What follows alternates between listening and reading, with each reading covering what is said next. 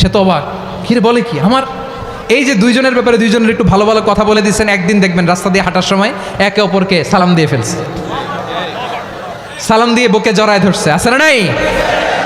আবার মিলমিশ হয়ে গেছে। কিন্তু আমাদের স্বভাব হইল দুই প্রতিবেশী যদি একসাথে বসে একসাথে হাঁটে, দূর থেকে দেখলে আমাদের জলে, আছে না নাই? ঘটনা কি এই দুইটার মধ্যে এত মিল কে? এই দুইটার মধ্যে গিরিঙ্গি লাগানো যায় কিভাবে? হ্যাঁ, এই বন্ধুত্ব ফ্রেন্ডশিপ নষ্ট করা যায় কিভাবে? এরকম মানসিকতা সবার না, আমাদের অনেকের মধ্যে আছে না নাই? আল্লাহর কাছে তওবা করেন এই মানসিকতার যেন আমরা না হয়, আমরা মিলিয়ে দিব।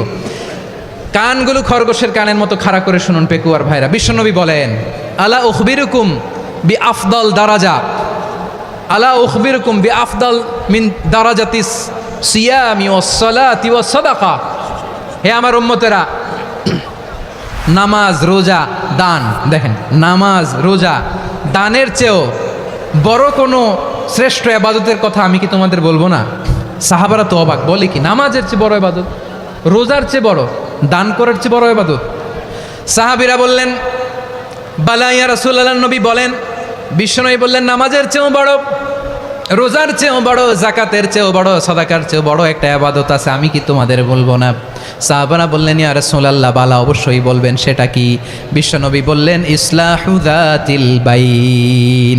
দুইজন যখন ঝগড়া লেগেছে, তোমার দুই ভাই যখন ঝগড়া লেগেছে, এই দুইজনের মধ্যে বিরোধ মিটিয়ে মীমাংসা করে দেয়া হচ্ছে সবচাইতে সেরা কাজ। দুইজন ঝগড়া লাগছে, ইসলাহু যাতিল বাইন, দুইজনের মধ্যে মিলিয়ে দেয়া, এটা নামাজ, রোজা, সাদাকার চেয়ে বেশি সওয়াব। সুবহানাল্লাহ, এত আসতে, হ্যাঁ? ওয়াত্তাকুল্লাহ ওয়া আসলিহু যাতা বাইনিকুম, সূরা আনফাল।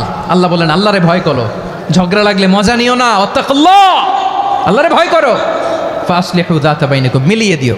তাহলে আমরা মিলায়ে দিব, রাজি আছেন তো?